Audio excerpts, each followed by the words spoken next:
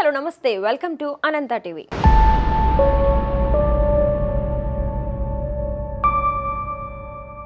ఆంధ్రప్రదేశ్ రాష్ట్రంలో YCP party దారుణంగా తయారవుతుంది. ఆ పార్టీలో ఉన్న కీలక లీడర్స్ అందరూ కూడా బయటకు వెళ్తున్నారు. జగన్మోహన్ రెడ్డి కష్టాల్లో ఉన్నప్పుడు ఎవ్వరూ ఆదుకోవడం లేదు.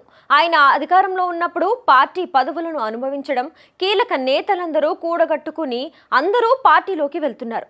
ఇప్పటికీ చాలా మంది వైసీపీకి రాజీనామా చేసిన సంగతి తెలిసిందే. మరికొంతమంది రాజీనామా చేసే ఆలోచనలో ఉన్నారు. ఇలాంటి నేపథ్యంలో జగన్మోహన్ రెడ్డికి మరో ఎదురు దెబ్బ తగిలే అవకాశాలు కనిపిస్తున్నాయి అని సోషల్ మీడియాలో వార్తలు వినిపిస్తున్నాయి. ఇక వైసీపీ పార్టీలో నెంబర్ 2 నాయకుడు తెలుగుదేశం పార్టీలోకి వెళ్లేందుకు రంగం కూడా సిద్ధం చేసుకున్నట్లు వార్తలైతే గట్టిగానే వినిపిస్తున్నాయి. జగన్మోహన్ రెడ్డి తర్వాత వైసీపీలో విజయసాయిరెడ్డి చాలా కీలకమైన నేత. ఈ విషయం అందరికీ తెలుసు. ఆయన ప్రస్తుతం రాజ్యసభ సభ్యులుగా కొనసాగుతున్నారు.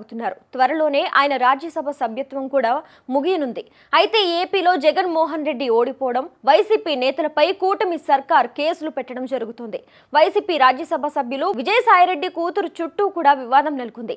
భీమ్లీ బీచ్ దగ్గర ఈ రచ్చ కొనసాగుతుంది.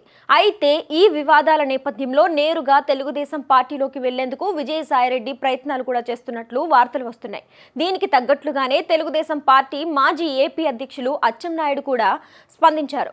రాజ్యసభ సభ్యులు విజయసాయిరెడ్డి తెలుగుదేశం పార్టీలోకి వచ్చేందుకు రంగం సిద్ధం చేసుకున్నారని తెలిపారు. ఇప్పటికీ కూడా చర్చలు జరుగుతున్నాయని కూడా అచ్చెన్నాయుడు బాంబు పేల్చారు.